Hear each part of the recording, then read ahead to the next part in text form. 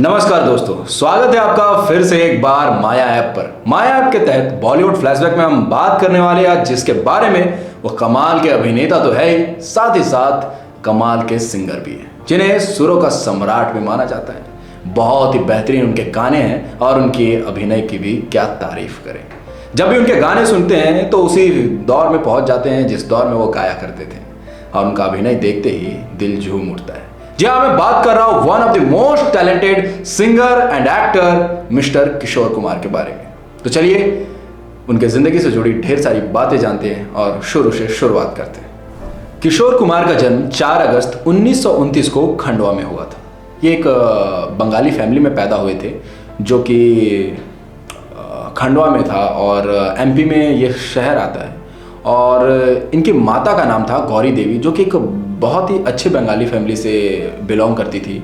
और इनके पिता का नाम था कुंजलाल गांगुली, जो कि एक बहुत ही अच्छे लॉयर थे। जन्म के साथ ही इनका नाम आभास कुमार गांगुली रखा गया। फिर बाद में इनका नाम बदला गया और किशोर कुमार किया गया। ये अपने 4 भाइयों बहनों में सबसे छोटे थे। इनके जो सबसे बड़े भाई थे उनका नाम था अशोक कुमार, फिर थी सती देवी, उसके बाद अनूप कुमार और आखिरी में आते थे किशोर कुमार। जब किशोर कुमार बहुत छोटे थे तभी इनके बड़े भाई अशोक कुमार फिल्मों में काम करना शुरू कर चुके थे। वो एक अभिनेता बन चुके थे और काफ़ी अच्छा काम कर रहे थे। बचपन में ही किशोर कुमार की जो आवाज़ थी वो बहुत ही खर्रास भरी थी। बहुत अजीब सी आवाज़ आती थी, मतलब जब कभी भी कुछ भी बोलते तो खर्रास उसमें से निकलता था। लेकिन हुआ कुछ यूँ एक बार कि उनकी उंगली कट गई और बहुत खून बहा।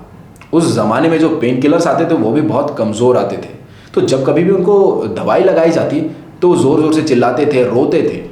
और उन्होंने इतना रोया कि रोते रोते उनके गले से खर्रास निकल गई। और उसके बाद उनके गले से जो सुरीली भरी आवाज़ निकली, जिसके बारे में आप सब कोई जानते हैं। किशोर कुमार शुरू से ही एक बहुत ही अच्छा सिंगर बनना चाहते थे। उनको सिंगिंग करना ज़्यादा पसंद था, लेकिन उनके बड़े भाई अशोक कुमार चाहते थे कि उनका छोटा भाई किशोर फिल्मों में अभिनय करे। इसलिए उनका नाम आभास कुमार गांगुली से बदलकर किशोर कुमार रख दिया। और इसके बाद ही उन्हें किशोर कुमार को एक फिल्म मिली जिद्दी, जो कि हेमचंद्र प्रकाश ने उन्हें मौका दिया एक एज अ प्लेबैक सिंगर काम करने का। गाना था मरने की दुआएं क्यों मांगूं। ये गाना बहुत खूब था, बहुत ही मज़ेदार था। एक लंबा समय इस बात पे बीत गया कि किशोर कुमार एक्टर है या फिर डायरेक्टर, वो सिंगर है या फिर लिरिक्स राइटर, ये विश्वास करने में बहुत समय बीत गया, क्योंकि वो हर काम बहुत ही बखूबी कर लिया करते थे। लेकिन उन्हें असल में सिंगिंग करने में ज़्यादा मज़ा आता था। उनका दिल सिंगिंग में ही लगता था। अभिनय तो वो अपने बड़े भाई के दबाव में ही कर लिया करते थे। किशोर कुमार की सिंगिंग धीरे धीरे इतनी मशहूर होने लगी कि एक मौका ये भी आया कि खुद मोहम्मद रफ़ी ने इनके लिए प्लेबैक सिंगिंग की। और फिर किशोर कुमार ने अच्छे अच्छे डायरेक्टर्स के साथ भी काम किया, जैसे कि ऋषिकेश मुखर्जी, विमल रॉय। इनकी फिल्मों में भी वो क्या काम किए। अभिनय एज अ अभिनेता उन्होंने काम किया और क्या उम्दा काम किया। मतलब इतना अच्छा काम किया कि लोगों को खूब पसंद आया और लोगों ने खूब सराहा भी। अब इन्हीं फिल्मों को ले लीजिए, जैसे कि नौकरी, मुसाफिर, भागम भाग, भाई भाई, नया अंदाज, और फिर चलती का नाम गाड़ी को कैसे भूल सकते हैं। इन फिल्मों में इन्होंने अभिनय भी किया और साथ ही साथ सिंगिंग भी की। दोनों ही काम इन्होंने इतने अच्छे से किया, इतने बैलेंस करके इन्होंने काम किया कि लोगों ने इन्हें खूब प्यार दिया। अब भगवान ने इन्हें इतना टैलेंट दिया ही है तो भला ये इस्तेमाल ही क्यों ना करें। उस समय बहुत से ऐसे सिंगर्स भी थे जो किशोर कुमार को एक प्रॉपर सिंगर नहीं मानते थे। वो कहते थे कि ये तो बस टाइम पास करता है, ऐसे टाइम पास करने के लिए गाना गाता है, ऐसा सोचते थे। और उस वक्त जो बहुत ही फेमस सिंगर्स थे, जैसे कि तलत महमूद, मन्ना डे, मुकेश जी, ऐसे जो सिंगर थे, मोहम्मद रफ़ी, ये सब एक ऊंचाइयों पर थे जिन्हें खूब पसंद किया जाता था, खूब माना जाता था। उसी वक्त किशोर कुमार साहब की एक फिल्म आई हाफ टिकट। उसमें मेल और फीमेल पार्ट दोनों ही किशोर कुमार साहब ने खुद किया। और उसमें ये बहुत ही फेमस गाना था जो उन्होंने खुद गाया। ये गाना थी आके सीधी लगी दिल पे जैसे कटरिया ओ संवरिया। क्या गाना गाया उन्होंने, क्या खूब गाया कि मज़ा ही आ गया। ऐसे इन्होंने और भी बहुत बेहतरीन काम किए। आके सीधी लगी दिल पे जैसे कटरिया, ओ सवरिया ओए, आके सीधी लगी दिल पे जैसे कटरिया, ओ सवरिया ओए ओए, ओ तेरी तिरछी नजरिया ले गई मेरा दिल तेरी जुल्मी नजरिया, ओ गुजरिया। किशोर कुमार के जीवन में महान संगीतकार एच डी बर्मन का बड़ा योगदान रहा। एच डी बर्मन साहब के साथ पहली मुलाकात में ही किशोर कुमार ने दादा बर्मन की ही आवाज़ में दादा बर्मन को गाना सुनाया। ये गाना सुन करके दादा बहुत ही दंग रह गए, हैरान रह गए। और फिर उसके बाद एच डी बर्मन और देवानंद का कॉम्बिनेशन इन्हें मिला और फिल्म गाइड में गाना गाने का सुनहरा मौका प्राप्त हुआ। और फिर किशोर कुमार ने इस फिल्म में इतना कमाल का गाना गाया, इतने अच्छे से गाना गाया कि सभी के दिलों में वो एक छाप छोड़ गए। फिल्म गाइड का वो गाना था गाता रहे मेरा दिल, जो कि लोगों ने खूब पसंद किया और खूब प्यार दिया। अब बात करें फिल्म गाइड की, तो इसके पीछे भी बहुत ही इंटरेस्टिंग स्टोरी है। इस फिल्म को बनाने में बहुत ही कठिनाइयों का सामना करना पड़ा। इस फिल्म की सबसे खूबसूरत बात है कि ये एक बाइलिंगुअल फिल्म थी। इस फिल्म को हिंदी और इंग्लिश दोनों ही भाषाओं में बनाने का फैसला किया था देवानंद साहब ने, ताकि भारतीय ऑडियंस के साथ साथ विदेशी ऑडियंस भी इस फिल्म का लुत्फ उठा सके। लेकिन जहां एक तरफ देवानंद साहब इस फिल्म को बनाने की सोच रहे थे, वहीं दूसरी तरफ सत्यजीत रे भी इस फिल्म को बनाने की सोच रहे थे। एक ही साथ दोनों ही इस फिल्म को बनाना चाहते थे और दोनों ने ही रोज़ी के कैरेक्टर के लिए वहीदा रहमान को फाइनल किया था, उन्हें अप्रोच किया था। और जैसा कि हर बड़ी फिल्म के साथ होता है, वैसा इस फिल्म के साथ भी हुआ। एक के बाद एक कई डायरेक्टर्स चेंज हुए, कई बार डायरेक्टर्स को बदला गया और फिर आखिरकार ये फिल्म बन करके सबके सामने आई और क्या खूब बनी। बहुत ही मज़ेदार फिल्म बनी और लोगों को खूब पसंद आया और लोगों ने खूब सराहा भी। और इस फिल्म के गाने भी बहुत सुपर हिट रहे। इस फिल्म में किशोर कुमार ने जो गाना गाया वो लोगों को खूब पसंद आया और लोगों ने इतनी भर भर के तारीफ़ें की किशोर कुमार की कि उसके बाद किशोर कुमार ने सोच लिया कि अब सिर्फ गाना ही गाया जाए और उन्होंने अपने अभिनय पे कुछ समय के लिए विराम चिन्ह लगा दिया। इसके जस्ट बाद आई फिल्म आराधना। इस फिल्म ने एक तरफ जहां ऋषि कपूर को एक बहुत ही बड़ा सुपरस्टार बनाया, वहीं दूसरी तरफ किशोर कुमार ने भी अपनी गायकी का लोहा मनवाया। फिर उसके बाद चाहे कोई भी सुपरस्टार हो, चाहे अमिताभ बच्चन हो या ऋषि कपूर या फिर राजेश खन्ना ही क्यों ना हो, सभी के लिए किशोर कुमार की ही आवाज़ इस्तेमाल की जाने लगी। धीरे धीरे लोग इनके आवाज़ के दीवाने इस कदर हुए कि तकरीबन हर दूसरी फिल्म में किशोर कुमार साहब का एक गाना होता ही था। एक तरफ जहां ये सिंगिंग और अभिनय के बेताज बादशाह बन चुके थे, वहीं दूसरी तरफ इन्होंने अपने आप को डायरेक्शन से भी दूर नहीं रखा। इन्होंने कई बेहतरीन फिल्में डायरेक्ट की, जैसे कि दूर वादियों में कहीं, चलती का नाम जिंदगी, दूर का राही, शाबाश डैडी या फिर दूर गगन की छाओ ही क्यों ना हो। इन सब फिल्मों को उन्होंने डायरेक्ट किया और बहुत ही अच्छे से इन्हें बनाया और लोगों को ये फिल्में काफ़ी पसंद आई और लोगों ने काफ़ी तारीफ़ें भी की। किशोर कुमार जितने ही मजाकिया कलाकार थे, उतने ही संजीदा भी। उस समय एक बहुत ही फेमस फिल्म मेकर सत्यजीत रे एक फिल्म बना रहे थे जिसका नाम था पाथार पंचाल। उस फिल्म में उन्हें कुछ पैसों की ज़रूरत पड़ी तो उन्होंने किशोर कुमार से कहा, तो किशोर कुमार ने उन्हें 5,000 रुपये की मदद भी की थी। वो अलग बात है कि फिल्म कंप्लीट हो जाने के बाद किशोर कुमार को 5,000 रुपये वापस भी कर दिए गए। उस ज़माने में जो उस पाथार पंचाल जो फिल्म थी, उस फिल्म की मेकिंग किशोर कुमार ने खुद अपने हाथों से शूट किया था। फिर बाद में उसके कैसेट्स इधर उधर गुम हो गए। और बात करें किशोर कुमार के गाने की, तो उनकी जो डुएट्स है, चाहे आशा भोसले हो या फिर लता मंगेशकर हो, उन दोनों के साथ उनकी डुएट्स काफ़ी पसंद की जाती थी। गाने का अंदाज़ चाहे कुछ भी हो, उन्हें हर अंदाज में पसंद किया जाता था। बहुत ही अच्छे सिंगर माने जाते थे किशोर कुमार और आज भी लोग उन्हें बहुत प्यार करते हैं। अब बात करें किशोर कुमार साहब के द्वारा की गई फिल्मों की फहरिस्त की, तो इसमें जो सबसे पहला नाम आता है वो है शिकारी का, जो कि 1946 में रिलीज हुई और ये हिट रही। फिर आई शहनाई, जो कि 1947 में रिलीज हुई और ये सेमी हिट रही। फिर आई सत्य विजय, जो कि 1948 में रिलीज हुई और ये हिट रही। फिर आई मुकद्दर, जो कि 1950 में रिलीज हुई और ये एवरेज रही। फिर आई आंदोलन, जो कि 1951 में रिलीज हुई और ये हिट रही। फिर आई छम छमा छम, जो कि 1952 में रिलीज हुई और ये सेमी हिट रही। फिर आई तमाशा, जो कि 1952 में रिलीज हुई और ये सुपर हिट रही। फिर आई फरेब जो कि 1953 में रिलीज हुई और ये ब्लॉकबस्टर रही। फिर आई लड़की जो कि 1953 में रिलीज हुई और ये हिट रही। फिर आई लहरें जो कि 1953 में रिलीज हुई और ये सुपर हिट रही। फिर आई अधिकार जो कि 1954 में रिलीज हुई और ये एवरेज रही। फिर आई धोबी डॉक्टर जो कि 1954 में रिलीज हुई और ये सुपर हिट रही। फिर आई इल्ज़ाम जो कि 1954 में रिलीज हुई और ये सेमी हिट रही। फिर आई मिस माला जो कि 1954 में रिलीज हुई और ये हिट रही। फिर आई नौकरी जो कि 1954 में रिलीज हुई और ये सेमी हिट रही।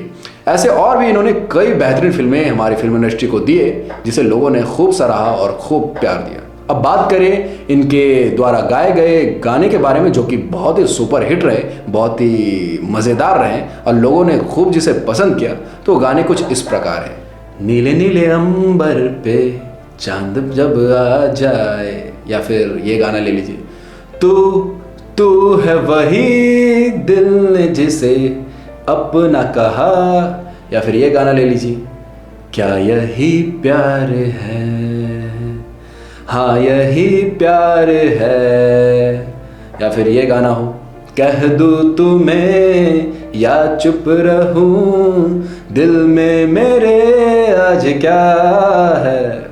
ऐसे और भी कई बेहतरीन गाने हैं जो लोग आज भी गुनगुनाते हैं और खूब मज़े लेते हैं। अब किशोर कुमार की निजी ज़िंदगी की तरफ रुख करें तो पता चलता है कि उनकी शादी बहुत ही कम उम्र में हो गई थी।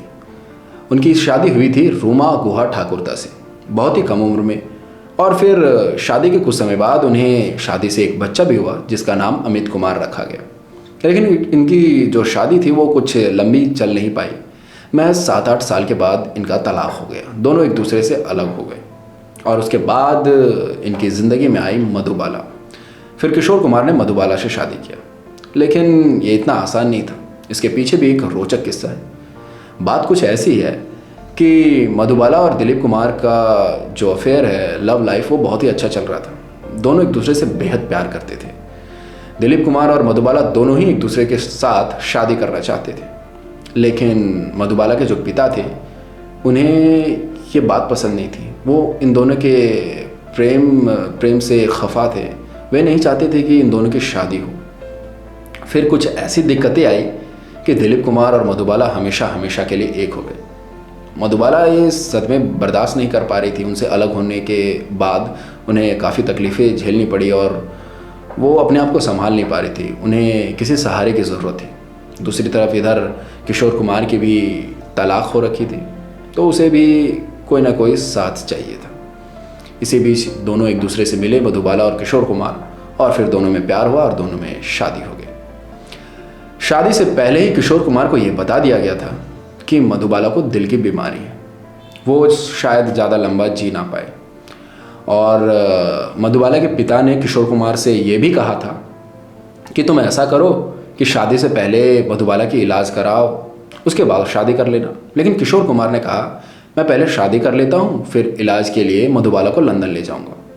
उन्होंने अपने कहे अनुसार शादी के बाद मधुबाला को लंदन लेकर के गए। वहाँ उनकी इलाज हुई।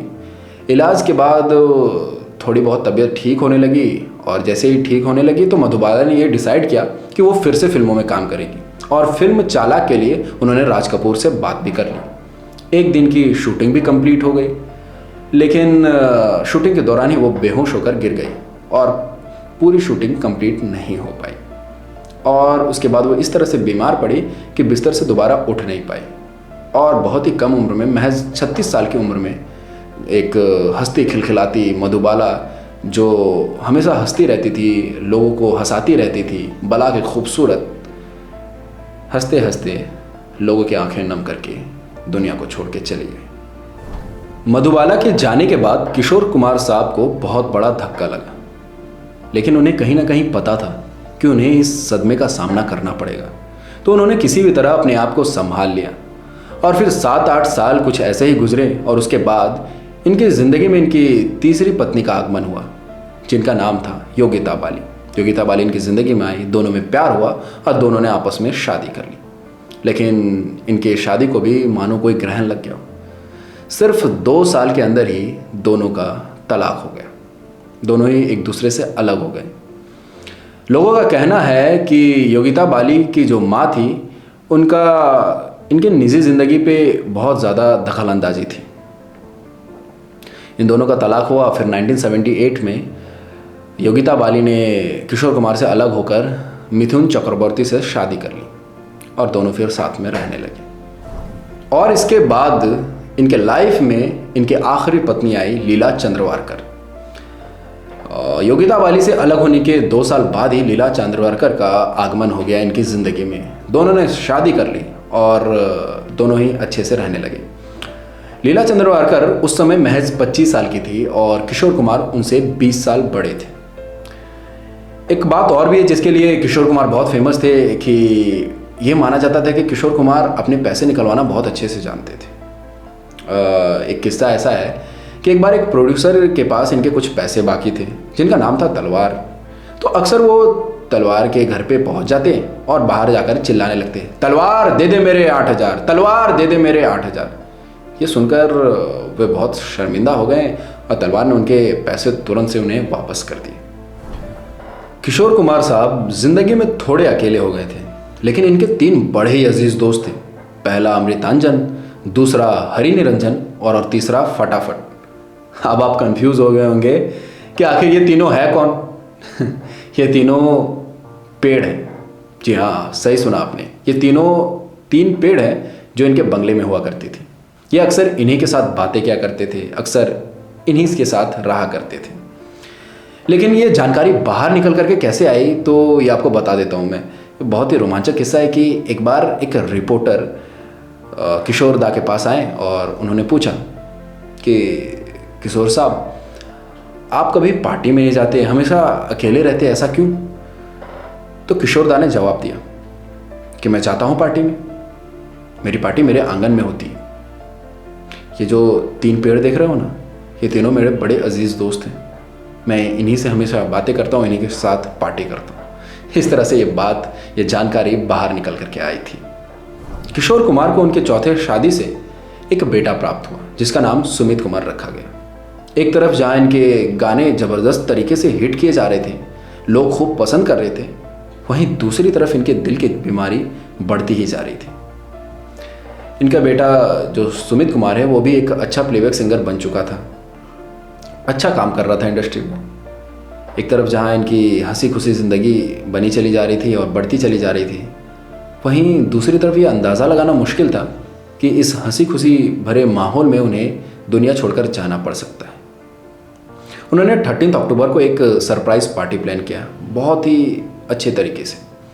उस दिन उनके बड़े भाई अशोक कुमार का बर्थडे होता है, तो उनके बर्थडे पे उन्होंने अपने बड़े भाई को सरप्राइज़ दिया पार्टी प्लान करके। इस पार्टी में बड़े बड़े कलाकार, एक्टर्स, सिंगर्स, डायरेक्टर्स सभी आ रहे थे, लेकिन किसी को ये बिल्कुल भी अंदाज़ा नहीं था कि किशोर कुमार को दिल का दौरा पड़ चुका है और वो दुनिया को छोड़कर हमेशा हमेशा के लिए जा चुके हैं। इनके आखिरी लम्हों में जब इनकी बीवी ने इनसे कहा कि मैं डॉक्टर को बुला लाती हूँ, तो इन्होंने कहा कि नहीं, डॉक्टर को बुलाने की कोई ज़रूरत नहीं है। अगर डॉक्टर आ गया तो सच में मुझे हार्ट अटैक आ जाएगा। किसी को बुलाने की ज़रूरत नहीं है, मैं अपने आप ठीक हो जाऊँगा। लेकिन अफसोस ऐसा कुछ हुआ नहीं और वो दुनिया को छोड़कर चले गए। उसके बाद उनके बड़े भाई अशोक कुमार ने अपने पूरे जीवन में कभी दोबारा अपना जन्मदिन नहीं मनाया। 13 अक्टूबर 1987 वो दिन लेकर के आया जब एक मस्त मौला कलाकार, जब एक मस्त मौला सिंगर इस दुनिया को छोड़कर चल बसे। लेकिन भारतीय फिल्म इंडस्ट्री में उनकी कमी हमेशा खलती रहेगी और हमेशा महसूस की जाएगी।